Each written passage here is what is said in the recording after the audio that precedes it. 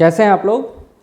अभी हम लोग जो बात करने वाले हैं मई 2026 के करंट अफेयर पर चर्चा करने वाले हैं। आपको पता है कि अगर आप एडीओ बैच लिए हुए हैं तो उसमें ऑलरेडी सब कुछ हो चुका है, बस आपको रिवीजन के रूप में आपको ये करवाया जा रहा है। और अगर आप 72 या एसीएफ या प्रोजेक्ट मैनेजर के लिए तैयारी कर रहे हैं करंट अफेयर का, तो उसमें आपके लिए ओवरऑल यह सीरीज़ है जिसमें मंथ बाय मंथ पहले मैं करवा दे रहा हूं, उसके बाद सेक्शन बाय सेक्शन करवाऊंगा, उसके बाद वार्षिकांक करवाऊंगा। तो 3 सेक्शन में आपका चलेगा, ठीक है। अभी थोड़ा सा हाथ फ्रैक्चर हुआ है तो मैं लाइव नहीं ले पा रहा हूँ, लेकिन थोड़ा ही दिन में विद इन ए वीक ये सीरीज़ समाप्त करने के बाद आपको लाइव सेशन ही चलेगा सारा, ठीक है। तो इसको लेकर टेंशन नहीं लेना है। आज हम लोग मई 2026 के अंतर्गत क्या देखने वाले हैं, तो राज्य व्यवस्था और शासन, आर्थिक परिदृश्य, विज्ञान और प्रौद्योगिकी, पर्यावरण और पारिस्थितिकी, अंतर्राष्ट्रीय संबंध में जो विस्तार हुआ है उसकी बात करने वाले हैं, सुरक्षा और सैन्य अभ्यास को देखने वाले हैं, खेल घटनाक्रम को देखने वाले हैं, विविध और पुरस्कार के संबंध में बात करने वाले हैं। तो ये हमारे पास 8 सेक्शन है जिस पर हम लोग बात करेंगे, ठीक है। तो सेक्शन बाय सेक्शन, एक जो न्यूज़ था जिस पर हम लोग पिछले में यानी जब अप्रैल 2025 का करंट अफेयर डिस्कस कर रहे थे उस समय भी इस पर बात हुआ था कि सीजीआई चेंज हुए हैं। तो उस समय 52वें सीजीआई की नियुक्ति की गई थी और वो थे बीआर गवई। 52 जो हमारे सीजीआई है वो बीआर गवई है। और यहीं पर हमने बात किया था 53rd सीजीआई भी बन चुके हैं, जो अभी आपको धीरे धीरे आगे पता चलेगा नवंबर में। और ये 24 नवंबर 2025 को बने हैं, ठीक है। नाम है इनका जस्टिस सूर्यकांत, जस्टिस सूर्यकांत। और एक और बात समझ लीजिए, पूछा जा सकता है मे बी कि ये कब तक अपने पद पर रहेंगे, तो ये 9 फरवरी 2027 तक अपने पद पर बने रहेंगे, ठीक है। अच्छा, बीआर गवई के बारे में जान लीजिए। इस पद पर पहुंचने वाले पहले बौद्ध और दूसरे दलित समुदाय के न्यायाधीश ये रहे हैं। मातृत्व अवकाश की बात किया जाए तो मैटरनिटी लीव को रिप्रोडक्टिव राइट्स के रूप में मान लिया गया है सुप्रीम कोर्ट द्वारा, और कहा गया है कि मातृत्व अवकाश जो है यानी जो माताओं को छुट्टी दिया जाता है उनके गर्भधारण के दौरान, वो उनका मौलिक अधिकार है। ये भी इम्पॉर्टेंट है, ठीक है। और यह मौलिक अधिकार किसके तहत है? प्राण एवं दैहिक स्वतंत्रता यानी अनुच्छेद 21 के तहत। आर्टिकल 143 में राष्ट्रपति द्वारा सुप्रीम कोर्ट से सलाह मांगा गया है। तो ये अनुच्छेद आपको याद रखना है, ये काफ़ी इम्पोर्टेंट है, ठीक। अच्छा, ये बात समझ लीजिए, ये सलाह क्यों मांगा गया है। लास्ट क्लास में हमने देखा था कि मद्रास हाई कोर्ट ने बोला कि राज्यपाल को 3 महीनों के भीतर मतलब जो विधेयक भेजा गया है विधानसभा द्वारा उसको या तो पारित करवा देना है या फिर लौटा देना है, या फिर जो है प्रक्रिया पूरा करना है, उसको पेंडिंग में नहीं रखना है। तो इसी के संदर्भ में राष्ट्रपति द्वारा सर्वोच्च न्यायालय से 14 प्रश्नों पर सलाह मांगा गया और मुख्य मुद्दा अनुच्छेद 200 और 201 पर था। और ये दोनों जो मैटर बनता है वो राज्य विधेयकों को संभालने के लिए राज्यपाल और राष्ट्रपति के लिए समय सीमा तय करने को लेकर बनता है। तो ये इम्पॉर्टेंट है, अनुच्छेद 200 और 201 जो राज्यपाल के पास भेजा जाता है विधेयक ताकि अनुमोदन किया जा सके, और उसी को लेकर जो वर्डिक्ट आया था उसी के संदर्भ में राष्ट्रपति ने सलाह मांगा सुप्रीम कोर्ट से। अब सुप्रीम कोर्ट तो सबसे बड़ा व्याख्याता है, उसके बाद आगे चीज़ें हम लोग देखेंगे अगले महीने में, ठीक। ये काफ़ी इम्पोर्टेंट न्यूज़ है जो आपके सामने अभी है। डाटा में चेंज हो गया है, बहुत बड़ा चेंज। हम पढ़ते थे भारत का जो तटीय रेखा का लंबाई है वो 7516.6 किलोमीटर है, जो अब बदल गया है, 47% वृद्धि हो गया है। तो क्या हमने क्षेत्रों को अधिकृत कर लिया है, दूसरे क्षेत्रों को हमने अपना लिया है, या फिर भारत ने कोई बड़ा क्षेत्र जीता है? ऐसा कुछ नहीं है, हमने मापने का तरीका बदल दिया है। जैसे ये देखिए, गुजरात का यह तट, राजस्थान का एरिया, पहले क्या मापते थे? ऐसे मापते थे। अब हम लोग कैसे माप रहे हैं? ऐसे माप रहे हैं, ऐसे माप रहे हैं, पूरा ऐसे लंबाई माप रहे हैं। तो ये तो बढ़ेगा ही बढ़ेगा। तो नया डिजिटल आंकड़ा जो है वो 11,053.81 किलोमीटर के आसपास है, और सबसे लंबा जो तटीय रेखा वाला राज्य है वो गुजरात है। कच्छ की खाड़ी और सर क्रीक एरिया को मिला दिया जाए तो दूसरे स्थान पर अब आंध्र प्रदेश है। तो ये बहुत इंपॉर्टेंट बात है। यही बात यहाँ पर लिखा हुआ है कि फ्रैक्टल जियोमेट्री है कि अब तटीय रेखा सीधी नहीं होती है, टेढ़ी मेढ़ी होती है, तो उन सबको ही मापा गया है। इसमें हाई रेजोल्यूशन सैटेलाइट इमेज का प्रयोग किया गया है और यह अंडमान निकोबार और लक्षद्वीप की तटरेखा की सूक्ष्मतम स्तर पर गणना की गई है। तो ना सिर्फ भारत के स्तर पर बल्कि अंडमान निकोबार और लक्षद्वीप के स्तर पर भी मापने का जो तरीका है, नया तरीका है, उसको अपनाया गया है। ठीक है।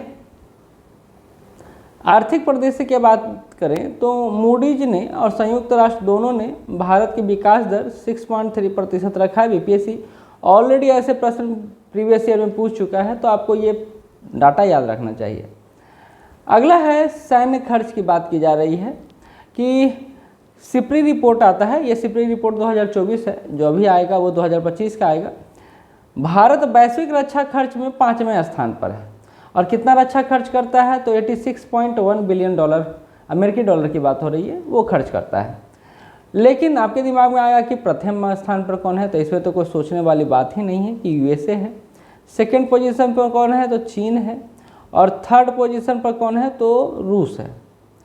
अच्छा, यूएसए का रक्षा बजट तो कई सारे देशों के रक्षा बजट का सामूहिक है, 997 बिलियन डॉलर के आसपास है। तो भारत का कहाँ 86.1 और कहाँ अमेरिका का 999, मतलब 1 ट्रिलियन के आसपास पहुँच जाता है। ठीक।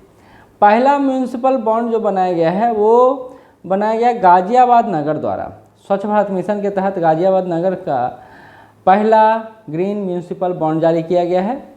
और डिजिटल गवर्नेंस की बात करें तो प्रवाह पोर्टल काफ़ी चर्चा में रहा है, जो आरबीआई द्वारा लॉन्च किया गया है। आपका प्रवाह का फुल फॉर्म भी पूछ सकता है, तो याद रखिएगा, platform for regulatory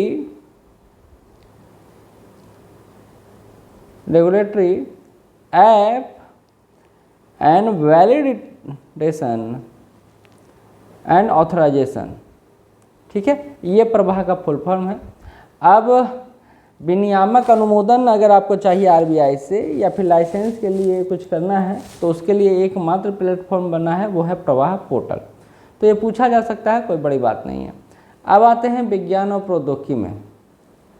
project Kuiper launch किया गया है, किसके द्वारा तो अमेजन द्वारा। 2 बातें याद रखिएगा, एक प्रोजेक्ट क्यूपर है, एक स्टारलिंक है।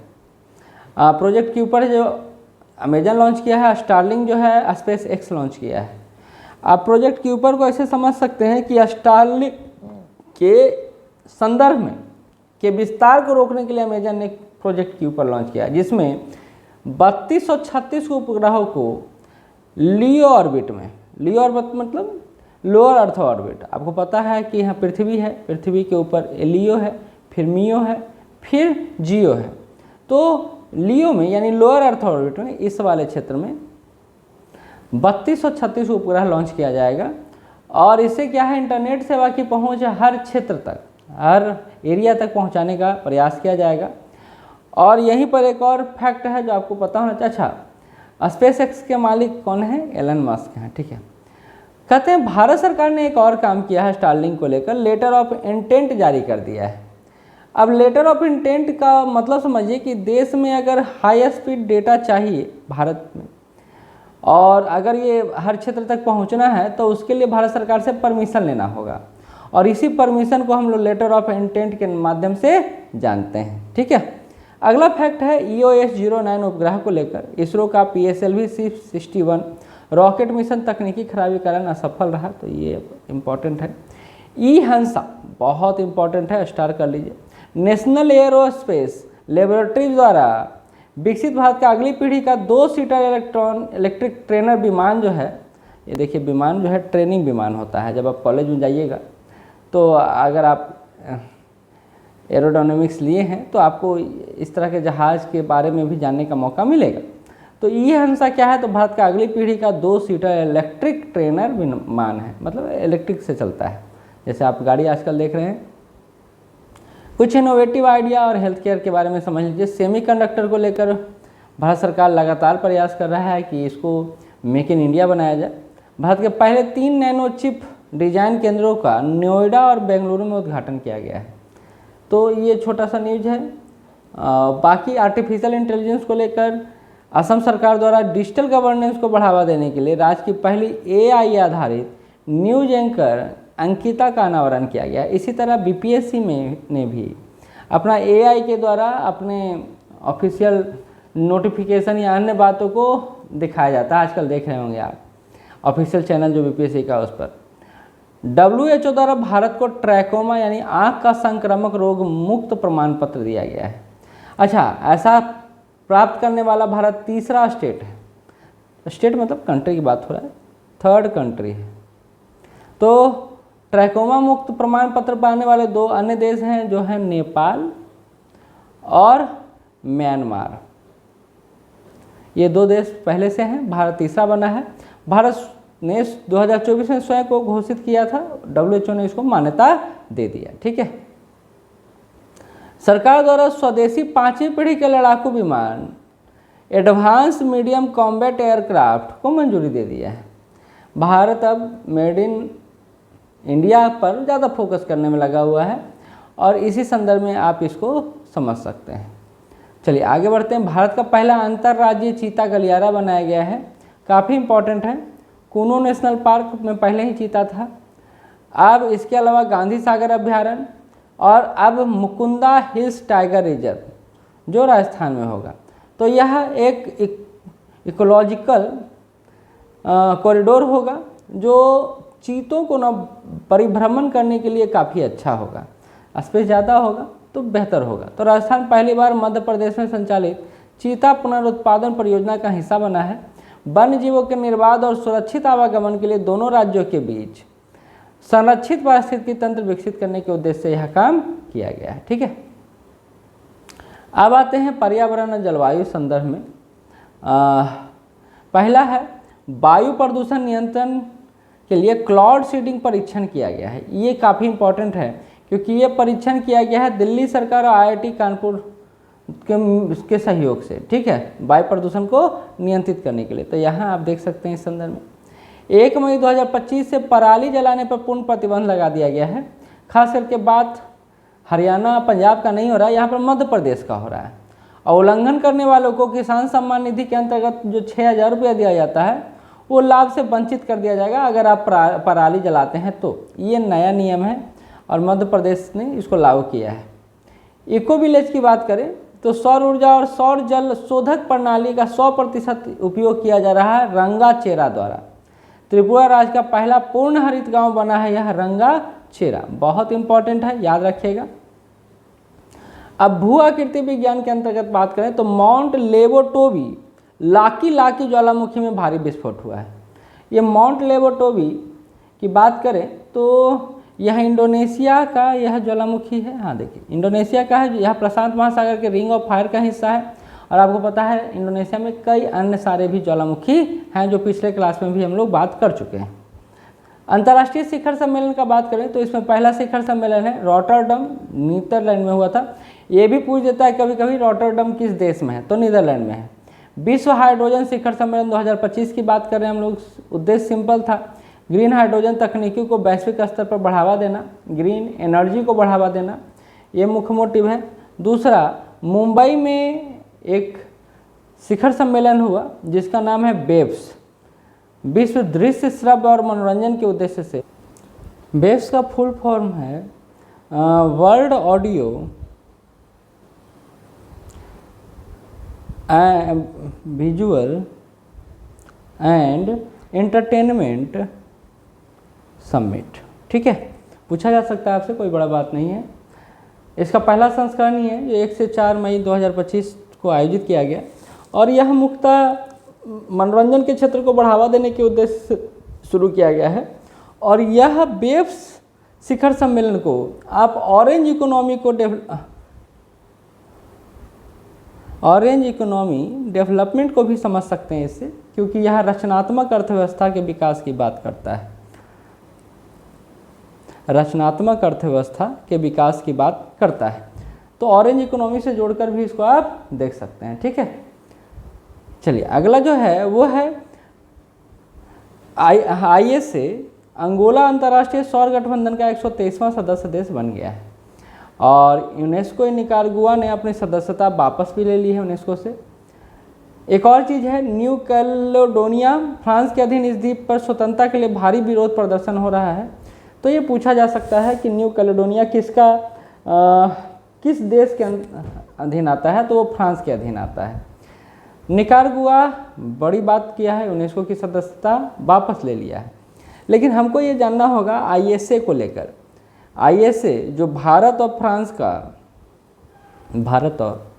फ्रांस का संयुक्त प्रयास था, जिसमें आज 123 देश शामिल हो गए। ये बड़ा अचीवमेंट है भारत के लिए। आप इसको ऐसे समझ सकते हैं इंटरनेशनल सोलर अलायंस को, कि जब 2015 में इसको इस्टेब्लिश किया गया था भारत और फ्रांस द्वारा मिलकर, तो इतना बड़ा अचीवमेंट प्राप्त करेंगे ये फिर सोचा भी नहीं गया था। अच्छा, इसका जो मुख्यालय है वो गुरुग्राम में है, ये भी आप ध्यान रखिएगा। पहला ऐसा इंटरनेशनल कोई संस्था था जिसका सेंटर मुख्यालय हेडक्वार्टर जो है भारत में बना था, ये भी इम्पोर्टेंट बात है। चलिए आगे बढ़ते हैं। कुआलालंपुर के बारे में बात कर लेते हैं, जो मलेशिया में है। 46वां आसियान शिखर सम्मेलन का आयोजन किया गया कुआलालंपुर में। थीम था समावेशिता और स्थिरता, सस्टेनेबिलिटी एंड कॉन्स्टेंट।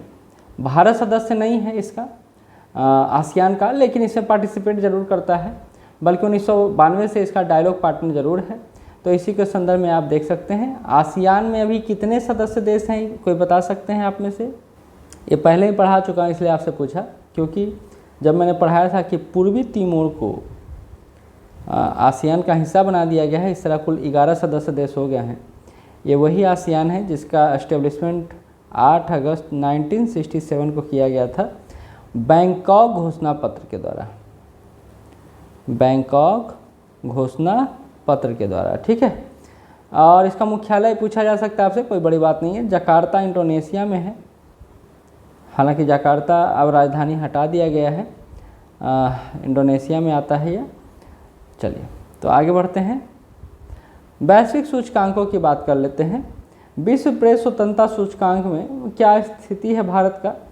तो यह किसके द्वारा जारी किया जाता है, ये आपके लिए इम्पोर्टेंट है। रिपोर्टर विदाउट बॉर्डर्स द्वारा इसको जारी किया जाता है। 151 रैंक है, 2024 की अपेक्षा में सुधार आया है, 8 अंकों का सुधार आया है। 159 रैंक था 2024 में, और अभी 151वां रैंक है। तब भी स्थिति कितना बदतर है ये आप समझ सकते हैं, है ना। सबसे बेहतर प्रदर्शन नॉर्वे लगातार 9वीं बार किया है, और अंतिम स्थान जो 180वां स्थान है वो इरिट्रिया का है। तो ये भारत के प्रेस की अभिव्यक्ति को बतलाता है कि किस तरह भारत का प्रेस खत्म हो रहा है, धीरे धीरे संकट की स्थिति में है ना। अच्छा, यहाँ मानव विकास सूचकांक जो थीम था ए मैटर ऑफ चॉइस पर UNDP द्वारा रिपोर्ट जारी किया जाता है। भारत का रैंक 130वां है। अच्छा, कितने देशों पर? तो 193 देशों पर में 130वां रैंक है। हमको अंक दिया गया इस बार 0.685। ये भी पूछा जाता है, इसलिए मैंने आपको बता दिया 0 से 1 तक आपका रैंक मिलता है ह्यूमन डेवलपमेंट इंडेक्स में। शीर्ष जो देश है वो आइसलैंड है, और सेकंड पर आता है नॉर्वे, ठीक है। नॉर्वे जिसको आप ऊपर देख रहे थे, विश्व प्रेस स्वतंत्रता सूचकांक में 9वीं बार लगातार टॉप किया है। और सबसे अंतिम स्थान पे है दक्षिण सूडान, ये भी ध्यान में रखना है। स्वास्थ्य, शिक्षा और आय के आधार पर HDI इंडेक्स निकाला जाता है, ये आपको पता होना चाहिए। अगला है सुरक्षा और रक्षा पोर्टफोलियो। इसी में चलाया गया ऑपरेशन, जो आपको पता होना चाहिए, कुछ ऑपरेशन बहुत इंपॉर्टेंट है, पहले पढ़ा चुका हूँ मैं। ऑपरेशन चक्र 5 साइबर अपराध और डिजिटल धोखाधड़ी को ध्वस्त करने के लिए, खास करके डिजिटल अरेस्ट की जो घटनाएं हो रही हैं, CBI द्वारा ऑपरेशन चक्र चलाया गया, ठीक है। ऑपरेशन हॉक अंतर्राष्ट्रीय ऑनलाइन में बाल यौन शोषण को समाप्त करने के लिए ऑपरेशन हॉक चलाया गया, ठीक। और इसी तरह ऑपरेशन सिंदूर तिरंगा यात्रा पाकिस्तान के खिलाफ भारतीय सशस्त्र फोर्स द्वारा चलाया गया, ये आपको याद रखना है। अगला है S-400 सुदर्शन। आपको पता है S-400 जो प्रणाली है हम लोग रसिया से खरीद रहे हैं, और रूस द्वारा विकसित लंबी दूरी की वायु रक्षा प्रणाली का भारतीय सेना में जो आगमन हुआ है, उसी को हम लोग S-400 सुदर्शन के नाम से जानते हैं, और रसिया में इसको S-400 के नाम से जाना जाता है। USA के लगातार विरोध के बावजूद हमने यह डील किया है। प्रोजेक्ट कुशा की बात करें तो डीआरडीओ द्वारा विकसित की जा रही भारत की स्वदेशी लंबी दूरी की सैम प्रणाली है जो रूस के S-400 के समकक्ष है। तो हम लोग भी अपना एक सुरक्षा घेरा बनाने में लगे हुए हैं। और सैम का यहाँ मतलब आप समझ लीजिए सरफेस टू एयर मिसाइल है, सरफेस टू एयर मिसाइल है यह, ठीक है। चलिए अब आगे बढ़ते हैं। अगला है खेल जगत को लेकर कुछ न्यूज़ जो आपको जानना चाहिए। जैसे पहला ही है एशियाई खेल 2026 जो जापान में आयोजित किया गया। पहली बार मिक्स मार्शल आर्ट्स को इसमें शामिल किया गया। और क्रिकेट चौथी बार एशियाई गेम्स का हिस्सा बना, ये इम्पोर्टेंट है। खेलो इंडिया यूथ गेम 2025 की बात करें, बहुत बहुत इम्पोर्टेंट है। क्यों? क्योंकि इसका आयोजन बिहार में किया गया।